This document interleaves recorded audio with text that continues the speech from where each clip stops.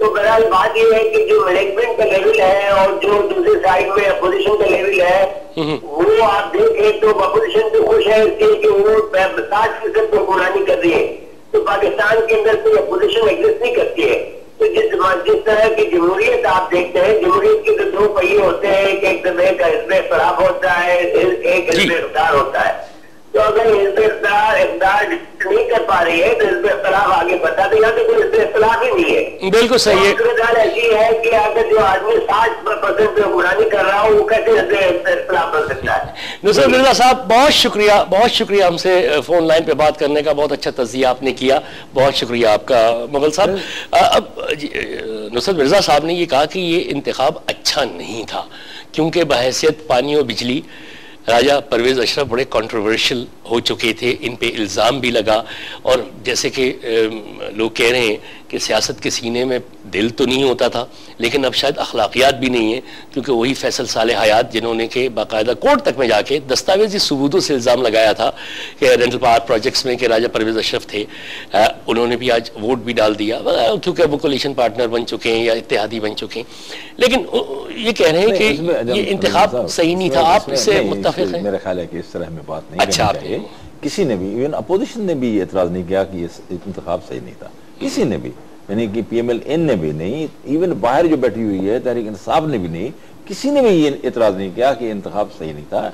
आइन के तहत हुआ है, ट्रांसपेरेंट हुआ है, सारे लोगों के सामने हुआ है, मीडिया के सामने हुआ है। अब जहाँ तक वो बात कहते हैं कि ये इन्होंने, देखिए इनके खिलाफ इल्ज़ाम ज़रूर है, ये अपने नैब के इल्जाम है, नामजद नहीं है, कन्विक्टेड नहीं है, नामजद नहीं है, इनसे तहकीकात जरूर हुई 3 घंटे। कॉन्स्टिट्यूशनल पोजीशन है वो ये है कि जब तक कन्विक्टेड नहीं होता तब तक वो डिस्क्वालीफाई नहीं होता। ठीक है, तो ये बात है। और दूसरी बात ये है कि यूसुफ रजा गिलानी, सॉरी, ये परवेज अशरफ जो है वो जब तक कन्विक्ट नहीं होते तो इलेक्शन में कंटेस्ट कर सकते थे। अब उसमें अपोजिशन ने उनको माफ नहीं किया, ये तरह ये हमारे दोस्त हैं, हम सब उनको माफ नहीं कर रहे हैं, वो ही has to face this opposition. मगर कॉन्स्टिट्यूशनल पोजीशन ये है कि जब तक कन्विक्ट नहीं होता। मगर मैं यहाँ एक चीज आपको तवज्जो मबजूल कराऊंगा कि मैं जब से ये हुआ है मैं उस चीज पे सोच रहा हूँ, वो ये कि सुप्रीम कोर्ट ने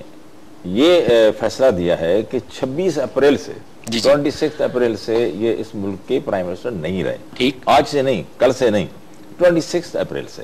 ठीक, तो इसमें होता यह है कि जिस तरह माजी में जनरल परवेज मुशर्रफ को उन्होंने नॉकआउट किया था सुप्रीम कोर्ट ने, तो उन्होंने जो फैसले किए थे उन कई फैसलों को उन्होंने प्रोटेक्शन दिया था। वो डिफेक्टो डॉक्ट्राइन जो आइन में भी है। यहाँ जो जजमेंट में अब ऐसी कोई चीज नजर नहीं आती, नंबर 1। दूसरा तरीका ये होता है कि कॉन्स्टिट्यूशन के तहत अगर ये इस तरह कोई फैसला आए और कोई प्राइम मिनिस्टर चला जाए तो कॉन्स्टिट्यूशन में एक शिक है कि प्रेसिडेंट उनको कहते हैं कि जब तक नया प्राइम मिनिस्टर इलेक्ट हो तब तक आप काम करते रहें।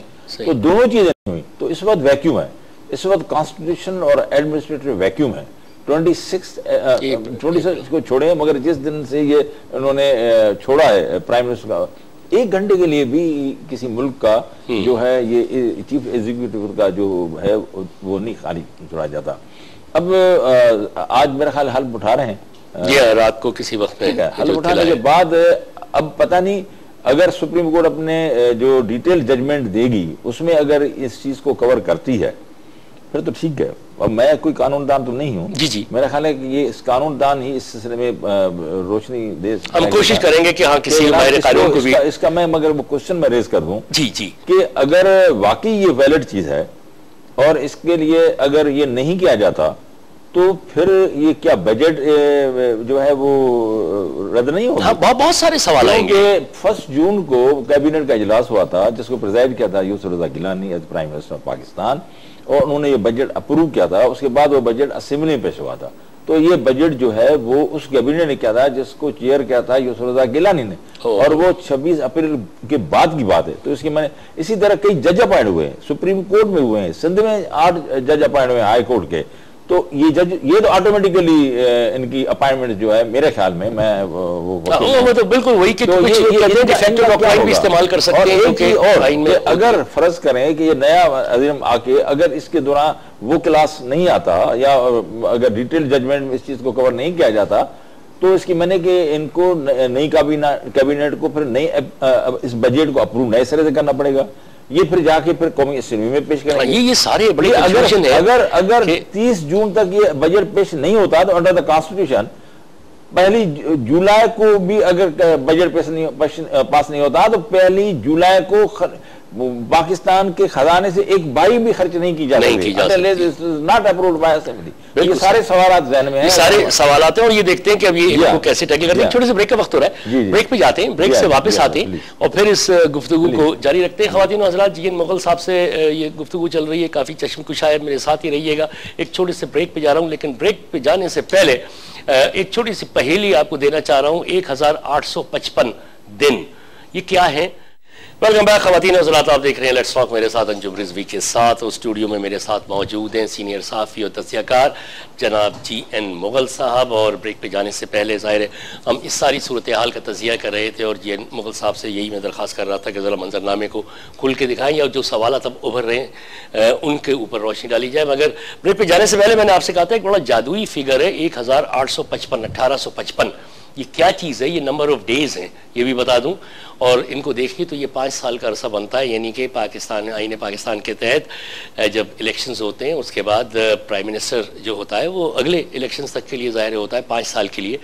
लेकिन बदकिस्मती ये है कि इस 64 साल में 1855 दिन मजमूई तौर पर एक ही वक्त में किसी भी पाकिस्तान के प्राइम मिनिस्टर को हासिल नहीं हुए। और राजा परवेज़ अशरफ तो आए ही कुछ दिनों के लिए, क्योंकि चंद माह बाद फिर इंतखाबात भी कॉल होने वाले हैं।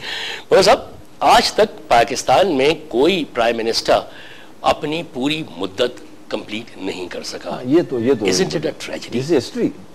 और ट्रेजेडी नहीं है, ये अलमिया नहीं है। क्यों? कि किसी ने अपनी मुद्दत पूरी नहीं की, कहीं ना कहीं गैर मुक़्तदिर कुव्वतों ने कभी हटा दिया, कभी मार्शल लॉ आ गए, कभी ये आ गया, कभी 58 ये तो माजी की ट्रेजेडीज थी ना, जिसको हम सब कर्ज कर रहे थे, क्योंकि वो जो non political forces Yusuf Raza Gilani नहीं, मगर अभी तक चल रहा है। मैं वही कह रहा हूँ कि हम तो समझ रहे थे कि अब जो है हिल रहा है, सिस्टम हिल रहा है, मगर कम से कम फिलहाल इस वक्त जब हम बात कर रहे हैं ये सिस्टम अभी बाक़ीदे हयात है और उसमें इलेक्शंस हो गई हैं और हम आगे चले हैं। बल्कि मैं इस सीजन में एक और चीज़, अच्छा एक बार जरा साहब जरा रोकता हूँ, वो ये है कि वो अभी आपने कुछ कानूनी नुकात भी उठाए थे और अभी हम और आप ब्रेक पे भी बहस कर रहे थे कि आखिर क्या होगा उन सारे इक़दाम का। तो सुप्रीम कोर्ट बार एसोसिएशन के सदर यासिर आज़ाद साहब लाइन पे हैं, तो आपकी इजाज़त से जरा उनसे बात कर लेते हैं। यासिर आज़ाद साहब अस्सलाम वालेकुम। यासिर आज़ाद साहब, आपको मेरी आवाज आ रही है? अस्सलाम वालेकुम। जी आवाज आ रही है सर। जी यासिर आज़ाद साहब, मैं यहाँ पे लाइव प्रोग्राम कर रहा हूँ, मेरे साथ सहाफ़ी और तज़कियाकार जीएन मुगल साहब भी बैठे हुए हैं और हम इस सारी सूरत हाल पे जो शाम में डेवलप हुई है, नया वज़ीर आज़म चुन लिया गया, उस पर बात कर रहे हैं। लेकिन आप हमें बहैसियत एक आइन के एक्सपर्ट के या लॉ माहिर कानून के तौर पर ये बताइए कि 26 अप्रैल से और जिस दिन तक यानी अदालत का फैसला यूसुफ रजा गिलानी का ना आया, अब ये जो एक 54 दिन है, इसमें बहैसियत वज़ीर आज़म जितने फैसले गिलानी साहब ने किए हैं उनकी लीगल पोजीशन क्या हो सकती है? देखिए ना, जो सुप्रीम कोर्ट का फैसला है जी, उसके मुताबिक उन्होंने ये कह दिया कि 26 अप्रैल से वज़ीर आज़म का ओहदा खाली है। जी जी, 26 अप्रैल से लेकर 19 तक जी कि जितने फैसले बहैसियत वज़ीर आज़म से उन्होंने किए उनकी कानूनी हैसियत क्या होगी। जी जी, उनकी कानूनी हैसियत का तयन सुप्रीम कोर्ट ने ही करना है। अच्छा, और हर हालत में उनको लीगलाइज करना पड़ेगा। अगर आप ऐसे नहीं करेंगे तो कहीं हाई कोर्ट के जज साहिबान की अपॉइंटमेंट हुई है, चीफ जस्टिस की अपॉइंटमेंट हुई है, बजट पास हुआ है, बाहर के मुल्क जो ममालिक हैं उनके साथ एग्रीमेंट हुए हैं, तो उनको वैलिडिटी नहीं है। तो मैं ये समझता हूँ कि ऑनरेबल सुप्रीम कोर्ट जो अपना डिटेल आर्डर देगा, जी जी, डिटेल आर्डर में नजरिया जरूरत फिर आपको सारा लेना पड़ेगा और नजरिया जरूरत के तहत उन तमाम इक़दाम को आपको आएंगे। अच्छा, यानी वो जो एक डिफेक्टो डॉक्ट्राइन एक जो टर्म है, क्या वो इस्तेमाल होगी इस वक्त? हेलो हेलो जी, मैंने कहा कि एक टर्म है डिफेक्टो डॉक्ट्राइन, आप समझ रहे हैं कि वो सुप्रीम कोर्ट जो है उसको अप्लाई करेगा? यासिर आज़ाद साहब, आपको मेरी आवाज आ रही है? हाँ बिल्कुल आ रही है। जी, मैंने कहा कि वो जो एक टर्म है डिफेक्टो डॉक्ट्राइन, क्या अब अदालत का फैसला उसकी रोशनी में होगा, जैसे आपने कहा नजरिया जरूरत की रोशनी में? मैंने आप बताया ना कि अब जो है ना सुप्रीम कोर्ट को अपने डिटेल ऑर्डर में 26 अप्रैल से लेकर 19 जून के जितने इकदाम हैं वज़ीर-ए-आज़म के, उनको लीगल प्रोटेक्शन देनी पड़ेगी नजरिया जरूरत के तहत। अच्छा, अगर आप ऐसे नहीं करेंगे, मेरा ऐसा सवाल है, की अपॉइंटमेंट हुई है, लोअर हाई कोर्ट के चीफ जस्टिस की अपॉइंटमेंट हुई है और कई दूसरे लोगों की अपॉइंटमेंट हुई है, सिंध हाई कोर्ट में 8 जज बजट पास हुआ है, अगर आप उनको लीगल पोजीशन नहीं देंगे इन तमाम चीजों की कानूनी हैसियत खत्म हो जाएगी। जी जी। और चूंकि सुप्रीम कोर्ट ने अभी शार्ट ऑर्डर दिया, डिटेल ऑर्डर में उनको लीगल प्रोटेक्शन फराहम करनी पड़ेगी। अच्छा जी, मुगल साहब ये आपने बात सही की कि जो डिटेल्ड जजमेंट देगी तो उसमें वो कवर कर सकती है, अगर वो जब तक दे, इस वक्त क्या पोजीशन है, इन सारी बजट की क्या पोजीशन है, और जो जजेस अपॉइंट हुए हैं, हाई कोर्ट में 8 जजेस हुए हैं, सदा हाई कोर्ट में, सुप्रीम कोर्ट में हुए हैं और हाई कोर्ट्स में हुए हैं, जो और मुल्कों के साथ एग्रीमेंट्स हुए हैं, उनकी इस वक्त क्या पोजीशन है? हेलो हेलो जी आजाद साहब, मेरे ख्याल आपको आवाज नहीं आई। जी एन मुगल साहब ये फरमा रहे थे कि मेरे साथ बैठे हुए हैं मेरे मौजूद मेहमान है, कह रहे हैं कि एक आपकी आवाज बहुत कम आ रही है। अच्छा, मैं वो सवाल रिपीट कर देता हूँ, मैं समझ गया, वो मेरे ख्याल में मेरे माइक के थ्रू आ रही है, मैं उसको रिपीट कर देता हूँ। मुगल साहब ये कह रहे थे कि चलिए वो तो जब तफसीली जजमेंट आएगा और उसमें नजरिया जरूरत के तहत इन तमाम चीजों को कानूनी हैसियत हासिल होगी, लेकिन इस वक्त जब तक के फैसला नहीं आया है, इस वक्त उन डिसीजंस की, उन माहिदों की, बजट की, उसकी क्या पोजीशन है इस वक्त लम्हे मौजूद में? मैंने आपके 2-3 दफा बता चुका हूँ, बाद में उधर मिक्स कर देते हैं।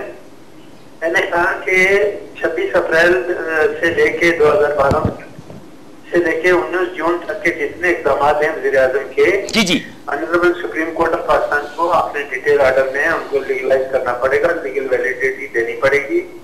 नहीं देंगे तो कानूनी जुर्म पैदा हो जाएगा। अच्छा, और एक दफा फिर आपको नजरिया जरूरत का सहारा लेना पड़ेगा। अच्छा, एक और सवाल करना चाह रहा हूं, ये बताइए कि अब राजा परवेज अशरफ नए प्राइम मिनिस्टर हो गए हैं, तो क्या सुप्रीम कोर्ट नए प्राइम मिनिस्टर को भी बुला के और स्विस अदालतों में खत लिखने के लिए कहेगी, और नहीं होगा तो फिर वही कंटेम्प्ट और फिर वही नाअहली? देखें, राजा परवेज अशरफ को 211 वोट मिले हैं पार्लियामेंट के अंदर। जी जी, तो सुप्रीम कोर्ट में पाकिस्तान के फैसले के मुताबिक लीडर ऑफ फोर्स आपने इलेक्ट करना था। ठीक, मेजॉरिटी ने उनको एज ए वज़ीर-ए-आज़म इलेक्ट कर दिया। अब रह गया मामला खत लिखने का या ना लिखने का, ये डिपेंड करता है गवर्नमेंट के कंटेक्ट पे। सुप्रीम कोर्ट ने तो डायरेक्शन देनी ही है कि खत लिखें, ना लिखने की सूरत में जिस तरह पहले आपने कुर्बानी दी, फिर एक कुर्बानी देनी पड़ेगी आपको, या खत लिखेंगे या कुर्बानी देंगे। अब ये फैसला मौजूदा हुकूमत को करना है कि क्या बात सही है क्या गलत है, ये इनको खुद डिसाइड करना है। बहुत बहुत शुक्रिया यासीन आज़ाद साहब हमसे फोन लाइन पे बात करने का। यासीन आज़ाद साहब तो ये कह रहे हैं कि सुप्रीम कोर्ट को तो हर हाल में ये करना ही पड़ेगा, मगर वो सवाल को उन्होंने जवाब नहीं दिया, उनकी अपनी मजबूरी की वजह से इस वक्त पोजीशन क्या है, मगर ये कि इट इज अंडरस्टूड। अच्छा अजमल साहब, मैं एक और चीज भी आपके सामने और आपके व्यूअर्स के सामने रखना चाहता हूँ कि आज इलेक्शन के बाद जी जी जो नए प्राइम मिनिस्टर हैं उन्होंने जो तकीर की है वो तो जाहिर है कि होती है, सेरेमोनियल होती है, ये वो है, मगर बहरहाल उनकी अहमियत भी है। प्राइम मिनिस्टर हैं और इलेक्ट हुए हैं, उसको असेंबली को एड्रेस कर रहे हैं, तो उसमें उन्होंने ऑफर किया अपोजिशन को तो आए सारे मसाइल पे हल करने के लिए हम डायलॉग करें। तो मेरा ख्याल ये है कि मुल्क का जिस सूरत हाल से गुजर रहा है उसकी ये है कि अपोजिशन को, अब नया प्राइम मिनिस्टर है, उनको पुराने प्राइम मिनिस्टर से वो सारी शिकायत थी, मगर वो चैप्टर तो क्लोज हो गया। अब जब तक कि ये प्राइम मिनिस्टर भी सुप्रीम कोर्ट के डायरेक्टर्स पे अमल न करें तब तक तो कम से कम उस पर ये एलिगेशन नहीं होगा। आपकी बात तो सही है, मैं जरा बात करना मुकर जाऊं तो ये अगर डायलॉग करें तो एक तो ये जमहूरियत के लिए अच्छा है। दूसरी बात जो मैंने उस वक्त बात की थी कि ओवरऑल जो जुडिशरी और गवर्नमेंट के दरमियान एक थोड़ा सा वो जो टेंशन है, तो क्या ये मुमकिन नहीं है कि हमारी अपोजिशन और गवर्नमेंट बैठ जाए और इसमें गवर्नमेंट को भी अपने आप को खुले जहन के साथ बैठे और कोई ऐसा फार्मूला निकाले जो लेके जुडिशरी के पास चले, बहुत जुडिशरी को भी कबूल हो, और ये रोल जो है मेरा ख्याल है अपोजिशन कर सकती है और ये बैठ के आपस में तय करें और उसके बाद इलेक्शन में चले जाएं। आपका बिल्कुल कहना सही है, लेकिन अगर आप ये देखें तो जो सबसे बड़ी ऑपोजिशन है